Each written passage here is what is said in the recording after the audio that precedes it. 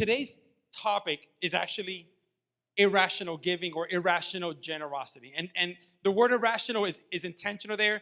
You're going to see it weaved into the teaching as we go through it. What's interesting is that even though we're talking about something that's irrational giving or irrational generosity, I'm actually going to show you how it's very rational, meaning how God's craziness actually makes sense. Even mathematical sense, that you can count it, okay? And this is actually two preachings in one, right? So too many preachings from two different Bible stories into one. The first half, we're going to talk about specifically irrational giving. The second half, we're going to talk about rational reaping, meaning when you receive a benefit and it makes sense. You know that it makes sense. You know why you received it. So irrational giving, rational reaping, that's what we're going to talk about today. Now, I want to first lay a foundation, okay, so that we can properly communicate and understand what we're going to be talking about this afternoon. And the first thing is I want to give you this definition or this saying in regards to generosity. Because the thing is that sometimes we limit ourselves to thinking generosity only has to do with money. But that's not true. Generosity has more to do than with just money. So having said that, I want to read this quote by Simone Weil. It says, "Attention is the rarest and purest form of generosity." So what's the rarest and purest form of generosity? Attention. And as we go through this, I want you to think about it, right? How many of us, when you've seen, let's say, someone that is of lower means or homeless by a traffic light, you've given them some money? Most people have done that, right? You've given them. How many of us have pulled over to speak to them, to hear their story? A lot less hands. Because our attention is actually worth more than our money. Okay? And that's why I tell you, generosity is not just about money. It is also about other things it implies. As a foundation, I want us to, from an economics perspective, something that you're going to hear me say several times. Money, even though we're in church and we talk about church and spiritual things and everything else, money in reality does not move in heaven. It only moves where? On earth. Okay? Now, God's purposes in heaven dictate how money moves on earth, but it still only moves where? On earth. Okay? So thinking back, those of you that took Introduction to Economics, right? Demand and supply and how things move around. The little circle, right? The little diagram. Okay? How things move around. So money moves only on earth. Now, there is a scriptural commandment that gives us an understanding of the 5 lanes and directions in which money moves. So that could be found in Matthew chapter 22, 36 through 40. So if you're taking notes or if you have your Bible app, just go ahead and look for Matthew 22, 36 through 40 and just highlight that or mark it, okay? And we have it up here. It says, "Teacher, which is the most important commandment in the law of Moses?" Jesus replied, "You must love the Lord your God with all your heart, all your soul, and all your mind. This is the first and greatest commandment. A second is equally important. Love your neighbor as yourself. The entire law and all the demands of the prophets are based on these 2 commandments." So these 2 commandments not only summarizes all the laws of God, but they also summarize the 5 ways in which money moves. And when I talk about money moves, I'm talking about transactions, right? So if you have a coffee, or if you buy a coffee in Starbucks, right? You go, there is a transaction. What is moving in that transaction? You are giving them money, and they are giving you coffee.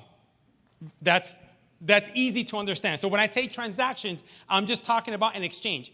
And understand that God built us to exchange. God built us to love each other. And it's if we start to understand certain economic principles through these 5 lanes that I'm gonna walk you through now, it's gonna better help you to understand how to manage your money, how to spend your money, if you start to classify. So the first lane in which money moves or transactions are made is God loves me. Second lane, I love God. Third lane, I love others. Fourth lane, others love me. And the fifth lane is I love me. Can you see how those are found in that greatest commandment? Okay? So it's like school. So we're going to make sure that we understand these 5 lanes. Okay? So let me ask you a question. I had a friend of mine from work. He'll probably be listening to this preaching on Tuesday. And we get together at Starbucks every other Friday, roughly. This Friday, I'm on the way there. I was running late. He calls me, and he says, Jose, what do I get you?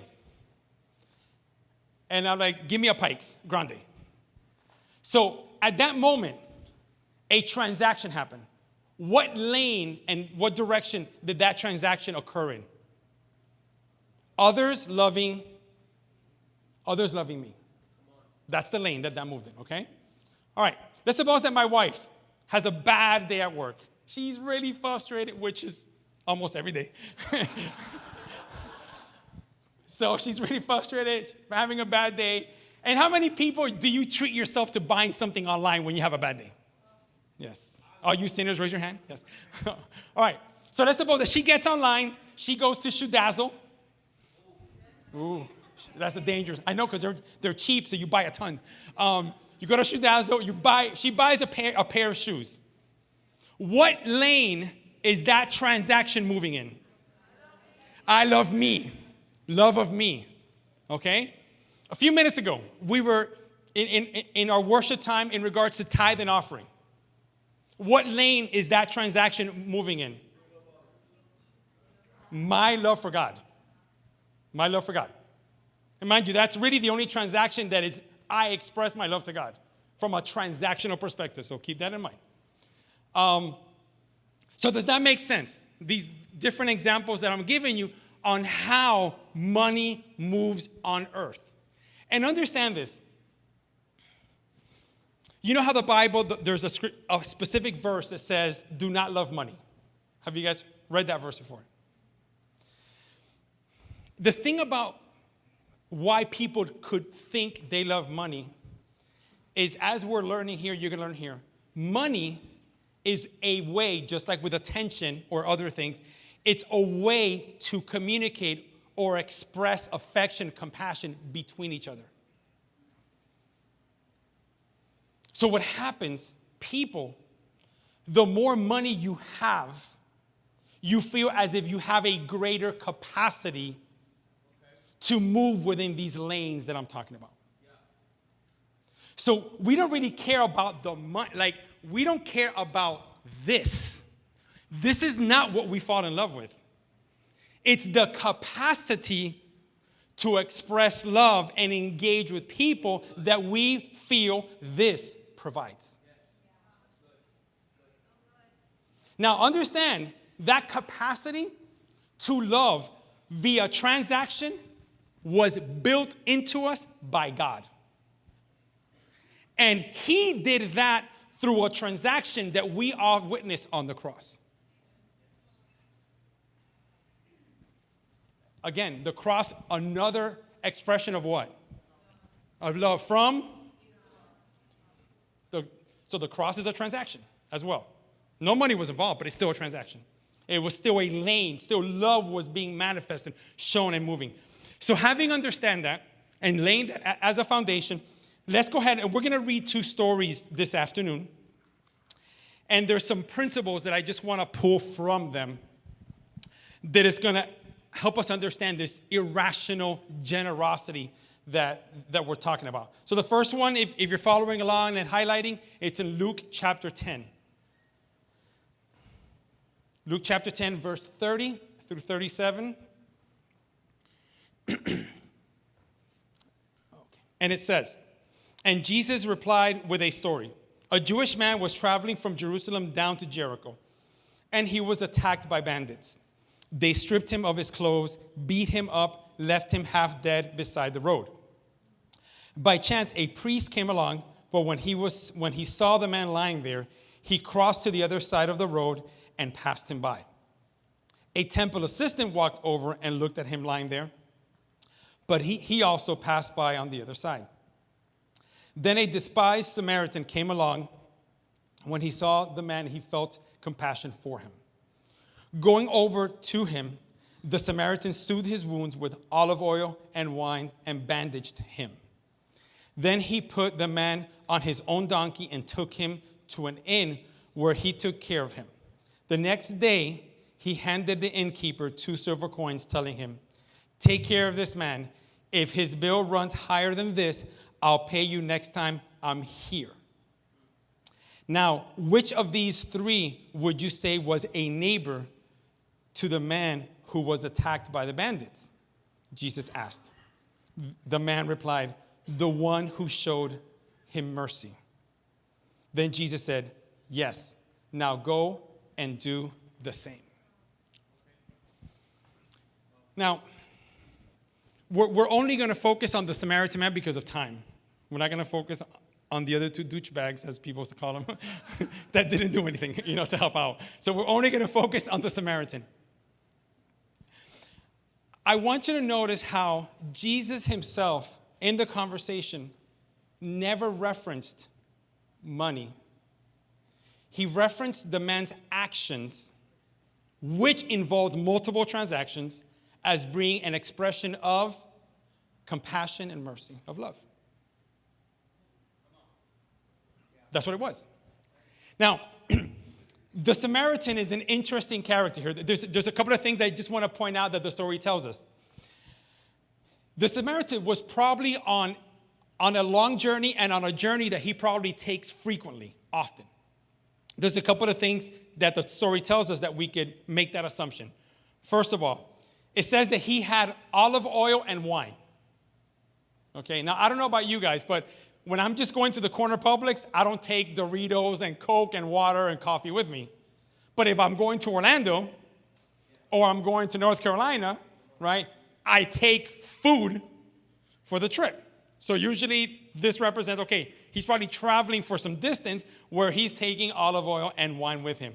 It also says that he's traveling on a donkey. Also represents the fact that he's probably on some sort of long journey. It referenced the fact that the next day he was leaving, but you can almost tell, like, if he knows, like, if you travel for business and you stay at the same hotel, you know how you start to learn the people that work there at the front desk? Like, you know them by first name. I remember last year was the year that I traveled a lot to Denver, right? Yeah, so last year I went to Denver I went 6 times to Denver. And I always stayed at the same hotel near the office where I was working at when I was there. And this one lady was always the lady making coffee.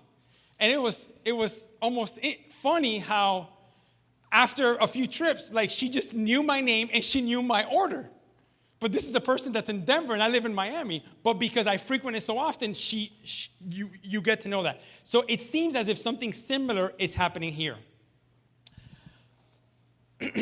So this person, this traveler, Samaritan traveler, is on a road that he frequents. And even though I don't want to get off track a little bit, but I just want to float out there the word ownership. Ownership. Because that word, sometimes it's missing in our vocabulary as professionals and as people. We don't take ownership at work, at home, for what we do, for what's around us, for what's been given to us that we're responsible for. But you almost feel as if this Samaritan traveler, he was on that road and he felt ownership of it. He saw somebody there struggling on his road that he travels on. He's like, I got to do something about it. I have to help. And you know what? My 30-second ownership rant is, my prayer is that we would take ownership of this place. That we would take ownership, that we will feel like this is mine. This belongs to me. If somebody here has a need, if somebody here has a hurt, it's my responsibility. I can help. I can do something about it. This Samaritan took ownership of a random road. How much more can we not do here? So that's my 30-second ownership rant. So as we look at this Samaritan, man, I want to break out three attributes. Three attributes related to his irrational, random giving. The way he gave attention to this stranger. The first, thank you. The first attribute that is seen in this person, we're going to call it spontaneous. Irrational giving is spontaneous. Meaning, you see the need, you meet the need. How many of us, we see a need and we have to think about it? Let me pray about it. Let me see if I can do something about it. Let me ask my wife for permission about it.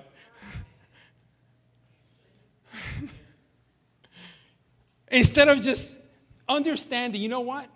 Sometimes life presents situations that we just weren't expecting. And you know what? You might be the solution to that situation. God might want to use you to bring a resolution to that situation. But the issue is that it's not that we're not financially prepared, it's that our hearts aren't prepared for those moments. And I think that's our responsibility. Our responsibility is to prepare our hearts in such a condition that we are always ready to meet a need when it presents itself. Sometimes people just need a hug. Sometimes they just need 5 minutes of your attention.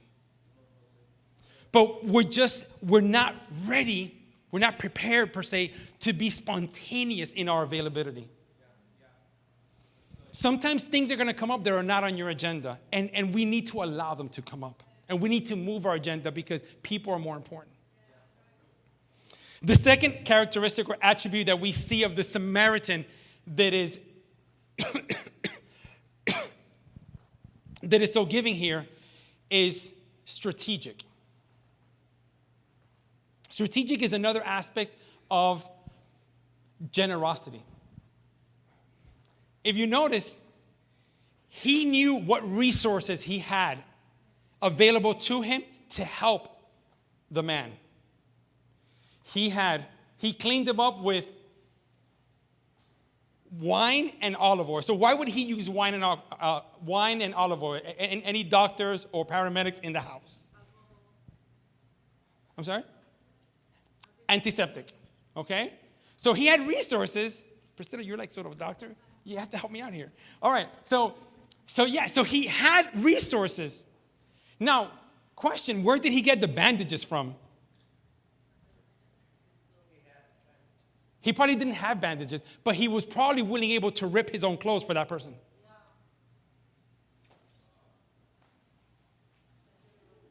That's generosity.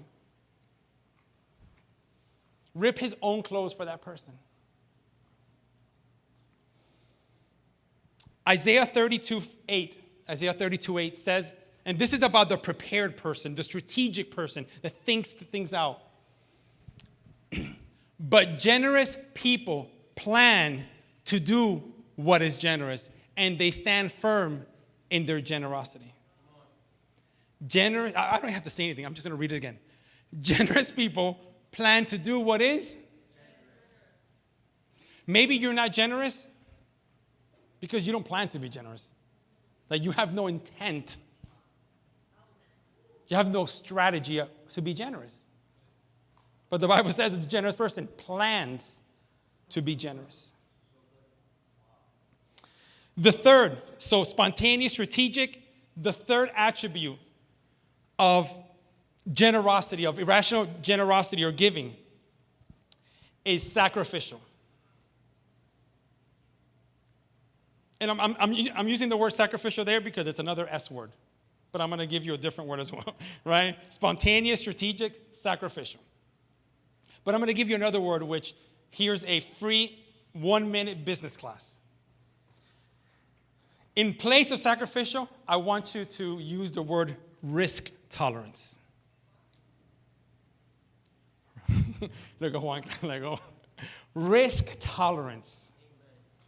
So risk tolerance is basically, it varies by person, right? Is how much does your personality, your belief system, your person, how much of a risk taker are you? Like some people are called risk adverse. Risk adverse is what?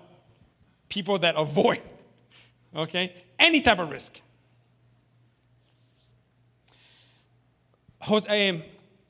The pastor last week, Jose Victor, he spoke a little bit about this, about sacrifice, about risk tolerance.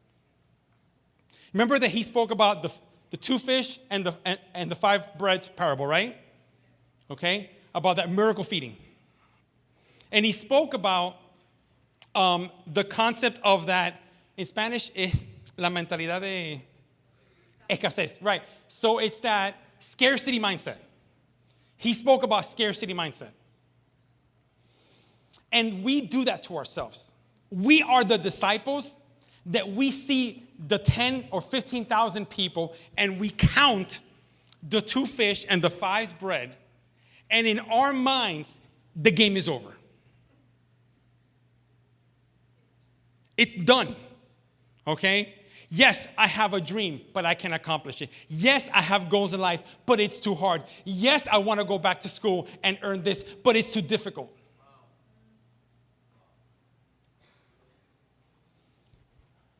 Sacrifice. Some things, some of your dreams, not some, every single one of your dreams that each and every one of us have is going to take sacrifice. Is wherever your risk tolerance is now, if it's this little, push it. Because if you want to do something big, it's going to take 2 fish and 5 loaves and feeding 15,000 people. But what happens is that we limit ourselves to feeding a family of 4.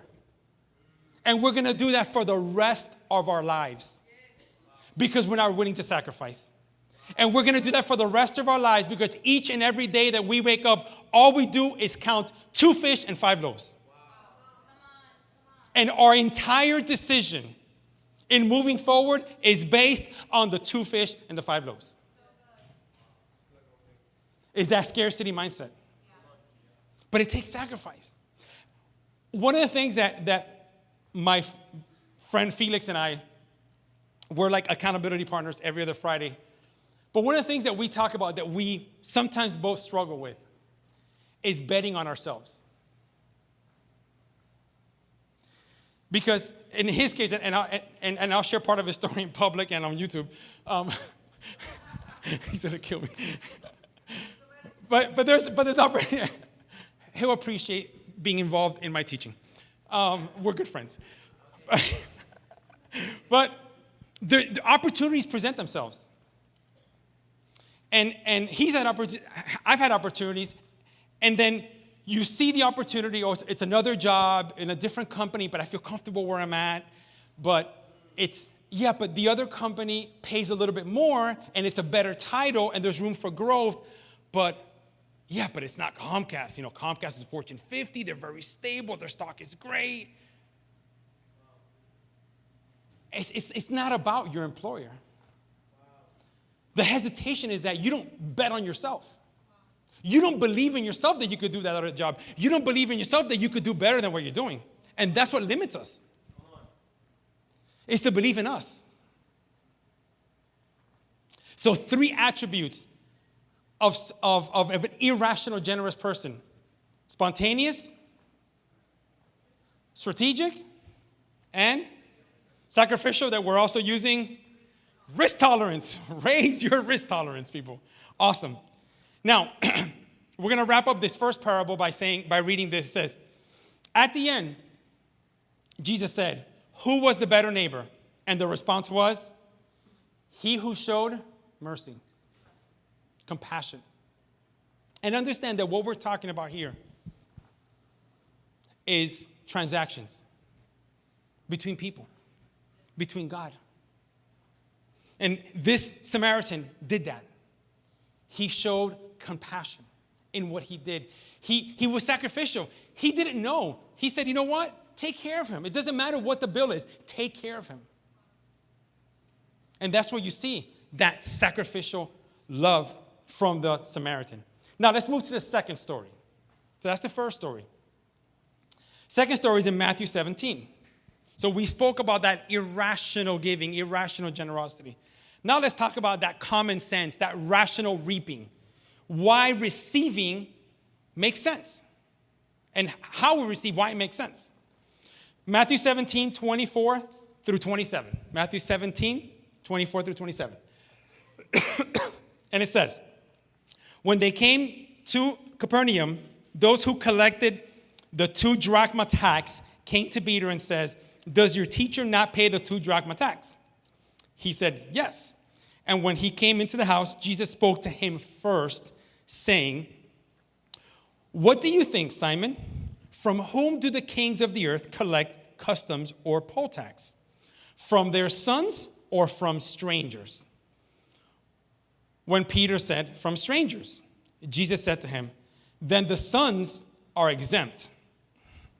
However, so that we do not offend them, go to the sea, throw in a hook, take the first fish that comes up. When you open its mouth, you will find a shekel. Take that and give it to them for you and for me. This is an awesome, it's short, but this is an awesome story. Just to give you a little bit of the background of this story. You know how, so for example, a few minutes ago, we collected the offering here, right? And it was a fairly standard process for most Protestant churches, right? Non-denominational, you get the little bucket, you go around and you put it in there, okay? This is different. This church had a collections department that went to your house. That's what's happening here. Okay, so let me take a step back on that. So this famous 2 drachma tax, it's also referred to as the temple tax. So it's referred to mostly as the temple tax.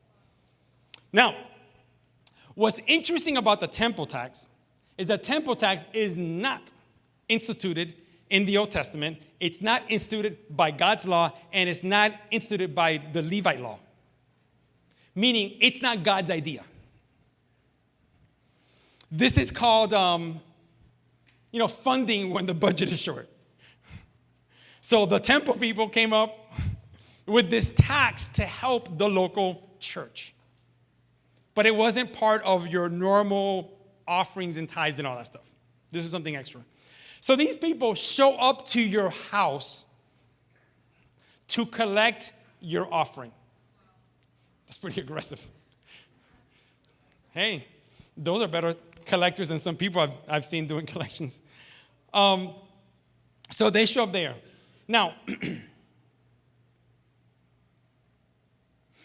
something that's interesting is that they showed up to collect the tax when Jesus and Peter were in Capernaum, meaning they were back home. And they were specifically in Peter's house. Because this tax is specifically paid into the local temple. Where is this tax paid into, this offering? To the local temple. Not another temple, the local temple. So these guys come in and they ask. Now,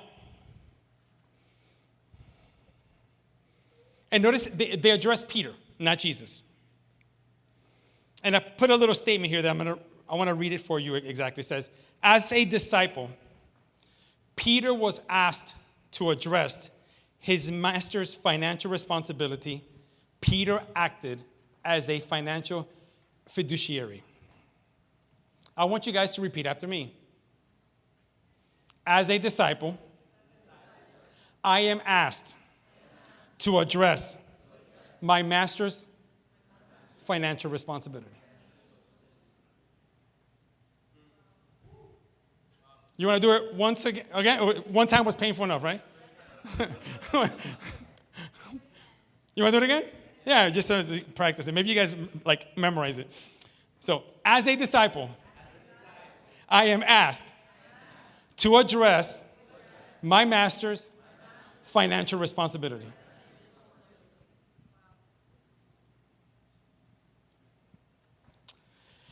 So then Peter has that conversation, awkward maybe, with the church collectors, the collections department from church. Then he turns around, comes back in the house, and he's looking for Jesus, but Jesus already knew what was happening. Jesus does this all the time. So Jesus approaches Peter first, and before Peter can ask, hey, Jesus, did you pay that tax? Before Peter can ask, and mind you, Peter maybe didn't know, but he knew one thing. Jesus paid all his commitments. He knew that.